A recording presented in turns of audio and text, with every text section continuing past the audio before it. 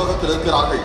தமிழ்நாடு காவல்துறையின் சிறப்பு காவல் அணிவகுப்பை பார்வையிடுகிறார்கள் நமது மாண்புமிகு தமிழ்நாடு முதலமைச்சர் அவர்கள். சுதந்திர சிந்தனையை மனதில் நிறுத்தி அணிவகுத்து நிற்கும் வீரர்கள் படைகளை பார்வையிட உள்ளார்கள் நம் மாண்புமிகு தமிழ்நாடு முதலமைச்சர் அவர்கள்.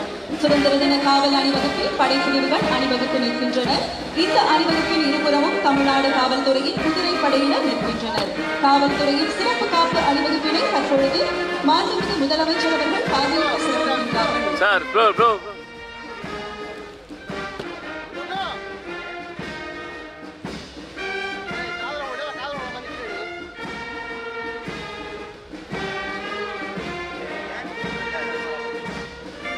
தமிழ்நாடு பேரிடர் மீட்பு படை பிரிவு தலைமையேற்று நடத்துபவர் திரு டி அற்புதராஜ், உதவி ஆய்வாளர்.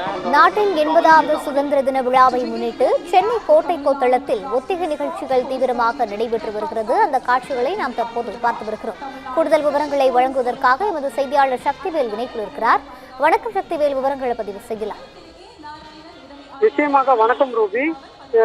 சுதந்திர தின விழாவை 2026 80ஆம் ஆண்டை முன்னிட்டு ஒத்திகை நிகழ்ச்சியானது நடைபெற்று வருகிறது.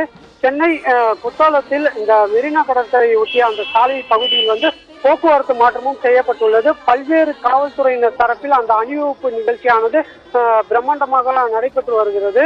இந்த ஒத்திகை நிகழ்ச்சியில் அதாவது வருகின்ற அந்த ஆகஸ்ட் 15ஆம் தேதி எவ்வாறெல்லாம் நடக்கும், முதலமைச்சர் முதல் முறையாக பதவியேற்ற பிறகு இந்த முதல் நிகழ்வு என்பதை குறிக்கும் வகையில் இந்த ஒத்திகை நிகழ்ச்சியானது அமைந்துள்ளது.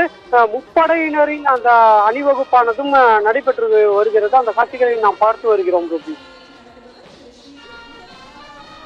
விவரங்களை வழங்கியமைக்கு நன்றி சக்திவேல்.